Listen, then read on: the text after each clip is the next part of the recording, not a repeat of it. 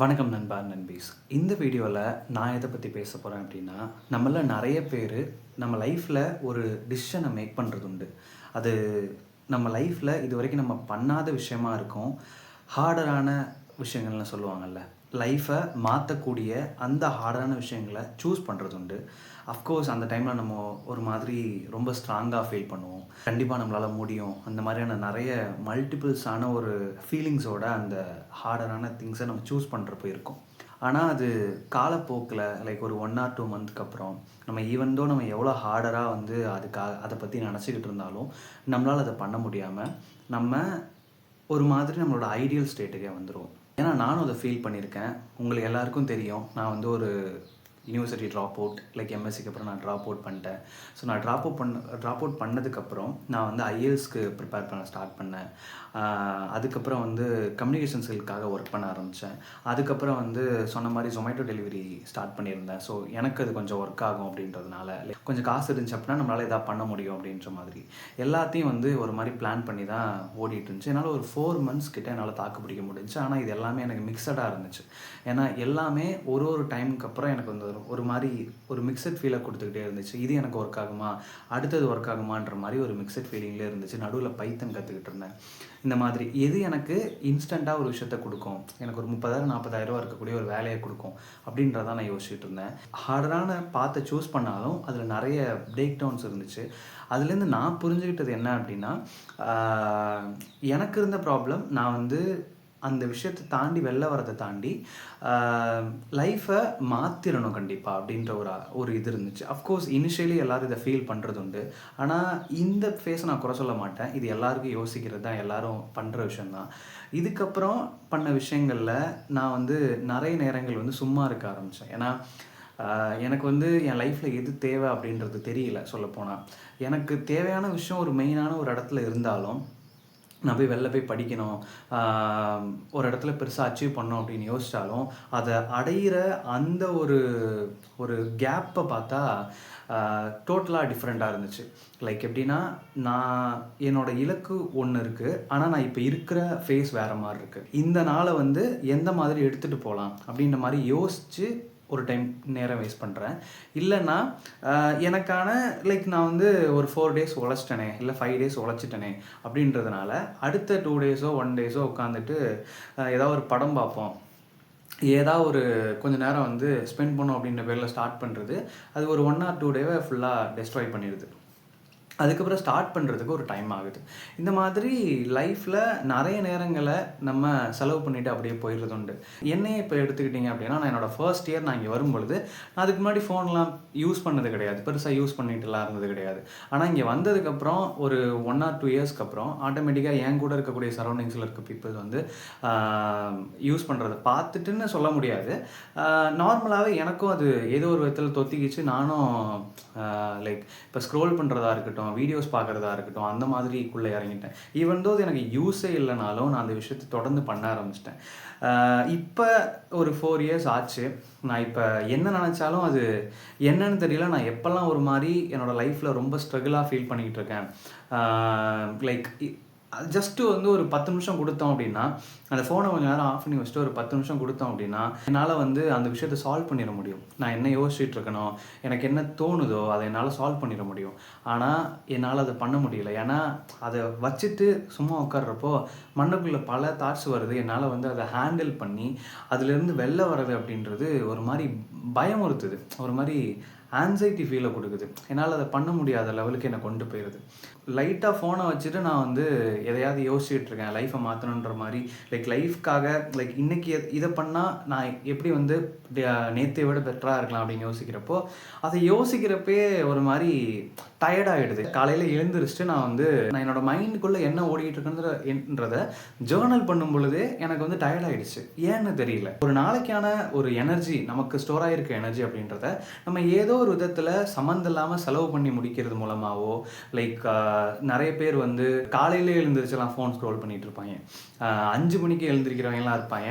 Like நமக்கு வந்து எப்படி தோணுன்னா, சூப்பரியாக அவன் 5 மணிக்கு எழுந்திரிச்சிட்டான், லைஃப்பில் ஏதோ பண்ண போகிறான் அப்படின்ற மாதிரி இருக்கும். லைஃப்பில் எதுவும் பண்ண போகிறான்றதை தாண்டியும் 5 மணிக்கு எழுந்திரிக்கிறோம், இது ஒரு நல்ல ஹேபிட்டில் அப்படின்னு நம்ம யோசிப்போம். ஆனால் அவன் என்ன பண்ணுவான்னா, 5 மணிலேருந்து ஸ்க்ரோல் பண்ணி 7 o'clockலாம் டயர்டாகி அடுத்தது இருக்கக்கூடிய அவனோட டெய்லி லைஃப்பை பார்க்குறதுலையே அவன் அதை பார்க்குற விதமே வந்து அந்த நாளே வந்து ஒரு மாதிரி நரகத்துக்குள்ளே அவன் வந்து என்ட்ராகிற மாதிரியே நமக்கு ஒரு ஃபீல் கொடுப்பான். அதுக்கப்புறமும் என்ன பண்ணுவான்னா வீட்டுக்கு வந்து ரெஸ்ட்லாம் எடுக்க மாட்டான், மறுபடியும் ஸ்க்ரோல் பண்ண ஆரம்பிச்சிருவான். நான் ரெஸ்ட் எடுக்கிறேன் அப்படின்ற லெவலில் ரெஸ்ட் எடுக்கிறேன்ற பேரில் ஒரு 2 hours 3 hours மைண்ட்லெஸ் ஸ்க்ரோலிங். அது என்னன்னே தெரியாது எங்களுக்கு. அவன் என்ன பார்த்தான் என்ன கன்சியூம் பண்ணால் எதுவுமே தெரியாது. ஃபுல்லாக முடிச்சுட்டு அதுக்கப்புறம் டயர்டாகி தூங்கிடுவாங்க. இதுதான் அவங்களோட ஃபுல் சைக்கிள். இப்படி தான் அவங்க லைஃப் ஓடிக்கிட்டே இருக்குது. அவங்கள குறை சொல்ல முடியாது. ஏன்னா அந்த லெவலில் சயின்டிஃபிக்கலாக நம்ம பார்க்கக்கூடிய நம்ம யூஸ் பண்ணிகிட்டு இருக்கக்கூடிய சோஷியல் மீடியாஸ் ஒர்க் பண்ணிகிட்டு இருக்கு. ரீசெண்டாக ஒரு வீடியோ பார்த்தேன்.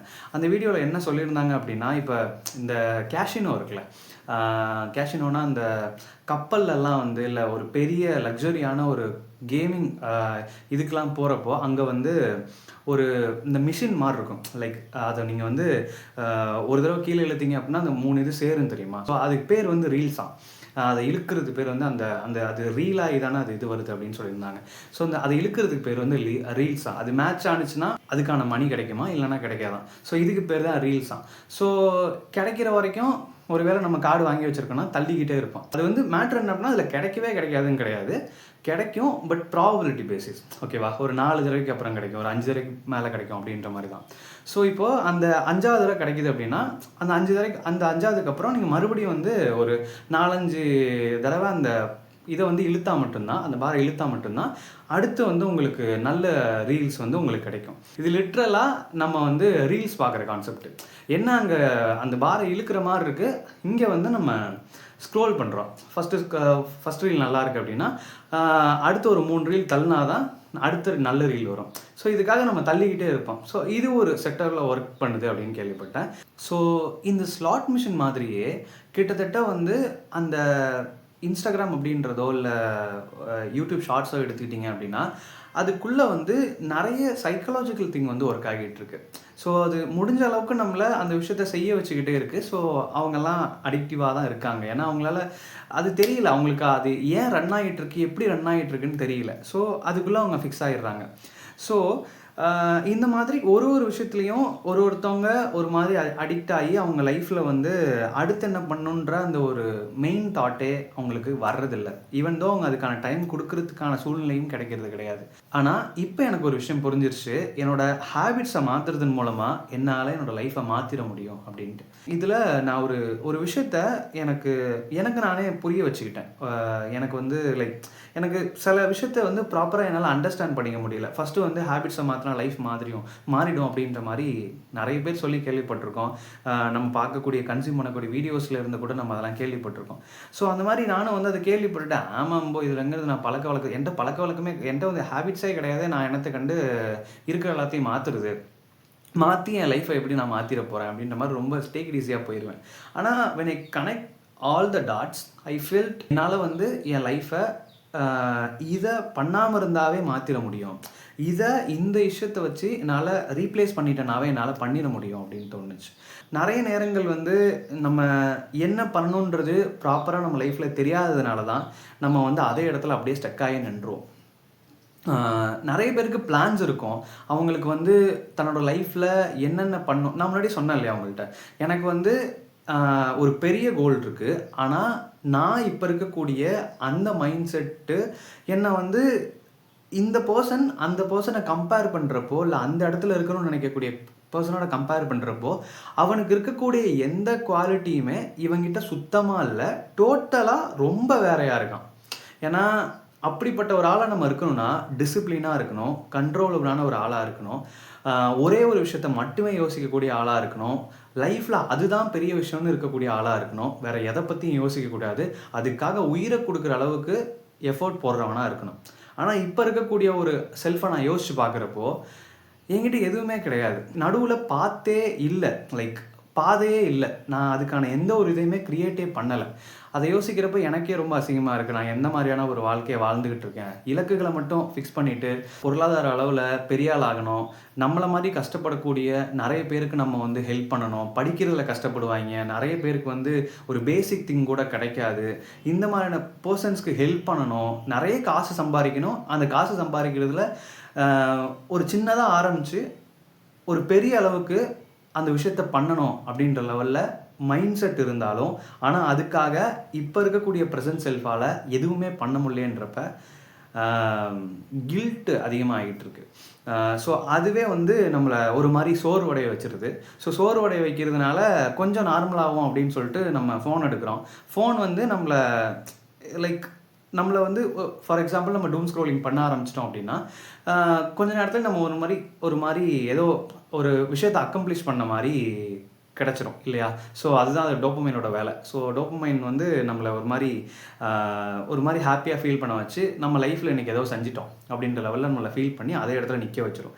ஆனால் இதுதான் நம்ம லைஃபா, இதுதான் நம்மளோட வாழ்க்கையோட ரியாலிட்டியா அப்படின்றது நமக்கு புரியணும் அப்படின்னா, அந்த ஃபோனை நம்ம எடுத்து ஓரமாக வைக்கணும்.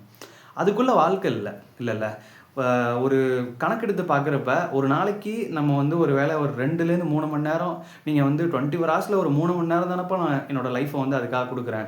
ஒரு 24 ஹவர்ஸ் நான் என்னோடய லைஃப் வந்து ஒரு மாதிரி ஷெட்யூல்டாக இருக்குது. அதில் எனக்காக ஒரு 2 மணி நேரம் 3 மணி நேரம் கொடுத்துக்கிறதுல என்ன தப்புன்னு கேட்குறது நியாயமானதா இன்னைக்கு தெரிஞ்சாலும், அதை நீங்கள் லாங் டேர்மில் பார்க்குறப்ப உங்கள் லைஃப்பில் நீங்கள் பெரும்பாலான நேரங்களில் ஒரு 10 வருஷம் தூங்குறோன்னு வச்சுக்கிட்டோம்.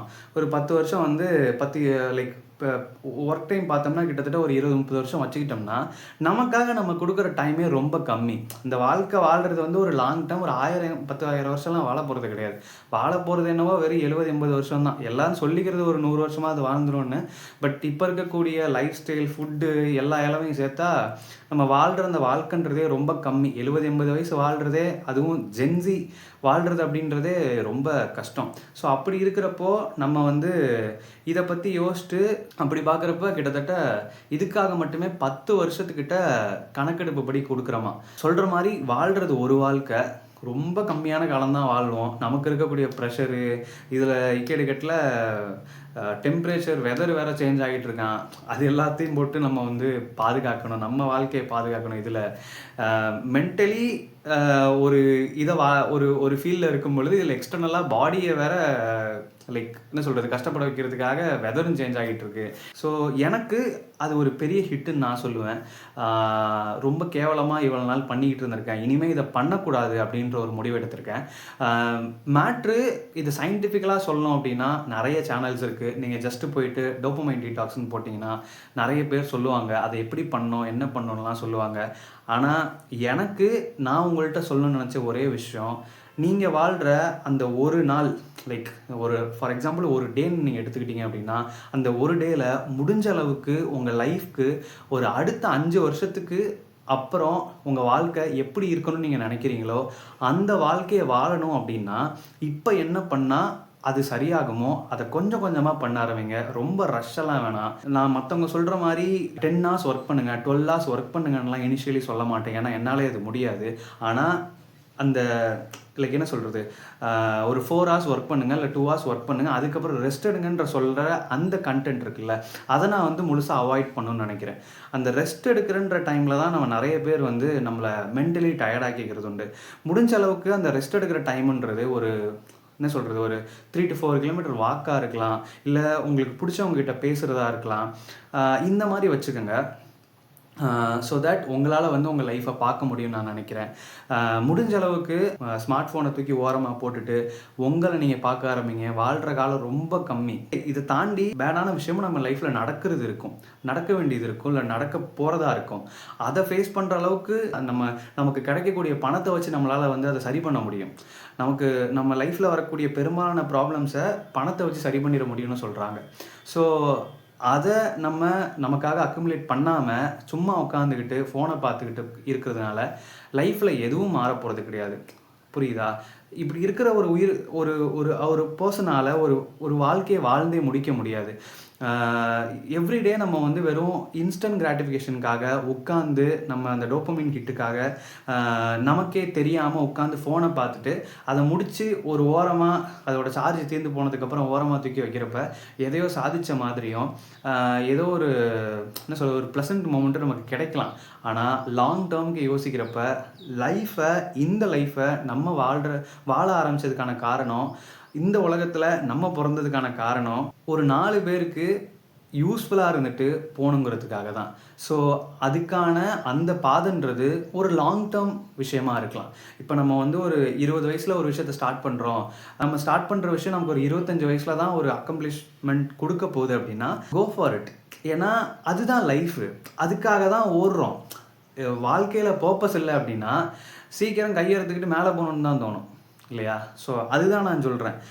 பர்ப்பஸ் இல்லாமல் நிறைய பேர் இப்போ ஜென்ஸீஸ்லாம் பார்த்தோம் அப்படின்னா, இல்லை என்னோட ஜெனரேஷன்ஸை பார்த்தோம் அப்படின்னா, நிறைய பேருக்கு வாழ்க்கையில் அடுத்து என்ன பண்ணணுன்றதே ஐடியா இல்லை. ஏன்னா அவங்களோட டோப்பமைன் ஹிட் அப்படின்றது வந்து கிலோ கணக்கில் இருக்குது. தினம் அவங்க வந்து அதில் வாழ்ந்து ஊறிக்கிட்டே இருக்காங்க. ஸோ அதனால் என்ன ஆகுதுன்னா, ரியல் லைஃப்குள்ளே வர்றப்போ அவங்களுக்கு ஆல்ரெடி நிறைய விஷயத்த சாதித்த மாதிரியான அந்த டோப்பமைன் ஹிட் வந்துருச்சு. ரியல் லைஃப்பில் அவங்க வந்து சில விஷயங்களை எடுத்து ஒரு மணி நேரம் பண்ணோம் அப்படின்னு நினச்சா கூட அது அவங்களுக்கு பெரிய விஷயமா தெரியுது. ஏன்னா இங்கே ஒரு 30 செகண்ட்ஸில் அவங்களுக்கான டோப்பமைன் ஹிட் ஆகிடுது. ஆனால் அங்கே நீ ஒவ்வொரு டேவும் நீ வந்து 12 ஹவர்ஸ் ஒர்க் பண்ணி அதை ஒரு 1 இயர் கன்சிஸ்டண்ட்டாக கொண்டு போய் அதோட எண்ட் ரிசல்ட்டு உனக்கு அந்த எக்ஸாமை கிளியர் பண்ணாதான் உனக்கு அந்த வேலை கிடைக்கும் அப்படின்ற லெவலில் இருக்குது. அப்போ தான் அந்த டோப்பமைன் ஹிட்டுன்னு உனக்கு கிடைக்கும். அப்படின்றப்ப நிறைய பேருக்கு இந்த பாதையில் எண்டில் தெரியக்கூடிய அந்த 40,000 50,000 சம்பளம் தெரியுதே தவிர்த்து இவ்வளோ ப்ராக்ரஸில் தான் அந்த இடம் போக முடியுதுன்றது தெரியறதில்ல. வெறும் வேலைக்கு போயிருன்னா எங்கேருந்து ஒரு வேலை இல்லை, இங்கே ஏதாவது ஒர்க் பண்ணால் மட்டும்தான் அங்கே நமக்கு எதாவது கிடைக்கும். அதுக்கு நம்ம ஒரு பேஷண்ட்டாக உட்காந்து அந்த விஷயத்த பண்ணணும். நமக்கு அந்த லாங் டேர்ம் லெவலில் உட்காந்து வேலை பார்க்க வைக்கணுன்ற அந்த ஒரு இதையை வந்து இந்த சோஷியல் மீடியா டோட்டலாக கட் பண்ணிடுச்சு. முடிஞ்ச அளவுக்கு இந்த வீடியோ பார்த்துட்டு இருக்கவங்களுக்கு நான் சொல்லணும்னு நினைக்கிற விஷயம் இதுதான். நீங்கள் வச்சுருக்கக்கூடிய அந்த ஸ்மார்ட் ஃபோனை தேவைக்காக மட்டும் யூஸ் பண்ணுங்கள். உங்கள் லைஃப்க்கு நம்ம வாழ்க்கையை மாற்றுறதுக்கு எதெல்லாம் யூஸ்ஃபுல்லாக இருக்குமோ அதை மட்டும் கன்சியூம் பண்ணுங்கள். அது சைக்காலஜிக்கல் கண்டென்ட்டாக இருக்கலாம், உங்கள் லைஃப்பை மாற்றுறதுக்கு எதுவாக இருந்தாலும் சரி, ஒரு கோர்ஸை கன்சியூம் பண்ணுறதா இருக்கலாம். யூடியூப்பில் எல்லாமே ஃப்ரீயாக இருக்குது. ஸோ உங்களுக்கு எது தேவையோ அதை எடுத்து அதுக்காக ஒர்க் பண்ண ஆரம்பிங்க. ஸோ தட் அது உங்களுக்கு லாங் டேர்மில் ஒர்க் ஆகும் அப்படின்னு நான் நினைக்கிறேன். ஸோ இவ்வளோ தான் நான் சொல்லணும்னு நினச்சேன். எனக்கு புரிஞ்ச விஷயம் ஒரு 4 பேருக்கு புரிஞ்சிச்சு அப்படின்னா அவங்களும் தங்களோட லைஃப்பில் ஏதாவது மாற்றிப்பாங்கன்னு நான் நம்புகிறேன். ஸோ ஒரு கம்யூனிட்டியாக சேர்ந்து வளரலாம். இந்த ஜென்ரேஷன் இப்படியே போயிடக்கூடாது அப்படின்றது எனக்கு ஒரு மாதிரி தோணிக்கிட்டே இருந்துச்சு. ஸோ இந்த வீடியோ பிடிச்சிருந்தா லைக் பண்ணுங்கள். நீங்கள் ஏதாவது என்கிட்ட சொல்லணும்னு நினச்சிங்க அப்படின்னா கமெண்ட்டில் ஷேர் பண்ணுங்கள். இந்த வீடியோவுக்கு புதுசு, இந்த சேனலுக்கு புதுசு அப்படின்னா என்னை சப்ஸ்கிரைப் பண்ணுங்கள். நெக்ஸ்ட் வீடியோவில் பார்க்கலாம்.